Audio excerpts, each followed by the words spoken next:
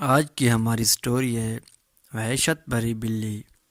ایک پرانے گاؤں میں احمد نامی شخص اپنی بیوی اور 2 بچوں کے ساتھ ایک پرانی حویلی میں رہتا تھا۔ حویلی بڑی تھی لیکن سنسان اور خاموش۔ گاؤں کے بزرگوں کا کہنا تھا کہ یہ جگہ عذاب زدہ ہے، مگر احمد نے ان باتوں کو ہمیشہ وہم سمجھا۔ پر اسرار بلی کی آمد۔ ایک رات جب احمد اپنے صحن میں بیٹھا تھا، اچانک ایک سیاہ بلی اس کے سامنے آ کھڑی ہوئی۔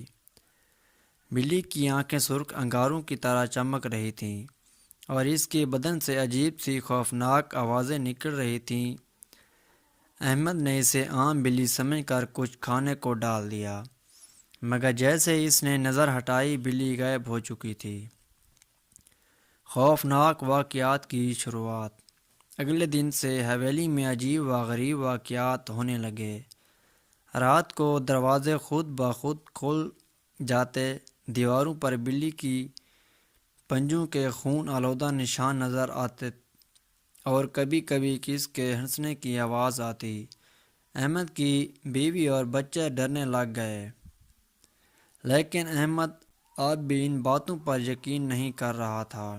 ایک رات جب احمد کے بچے اپنے کمرے میں سو رہے تھے، اچانک چیخوں کی آواز آئی۔ احمد دوڑتا ہوا کمرے میں پہنچا تو دیکھا کہ وہی سیاہ بلی بچوں کے سرہانے بیٹھی ہوئی تھی۔ وہ آہستہ آہستہ ایک انسانی قہقہ لگا رہی تھی۔ جیسے ہی احمد نے روشنی جلائی، بلی دھوئیں میں تبدیل ہو کر غائب ہو گئی۔ بلی کا انتقال۔ احمد نے گاؤں کے بزرگوں سے بات کی تو انہوں نے بتایا کہ یہ بلی اصل میں ایک بدروح ہے جو برسوں پہلے اس حویلی میں مر گئی تھی۔ اگر کوئی اس کا سامنا کرے تو اسے یا تو اپنی جان دینی پڑتی ہے یا پھر وہ ہمیشہ کے لیے اس بلی کی غلامی میں آ جاتا ہے۔ احمد نے اپنے گھر والوں کی حفاظت کے لیے ایک مولوی صاحب کو بلوایا۔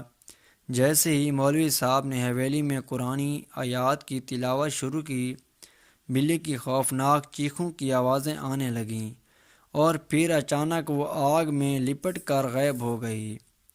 اس دن کے بعد حویلی میں سکون آ گیا، مگر رات کے وقت دور سے کبھی کبھی وہیں پر اسرار ہنسی سنائی دیتی، جیسے وہ وحشت بھری بلی اب بھی کہیں آس پاس ہو۔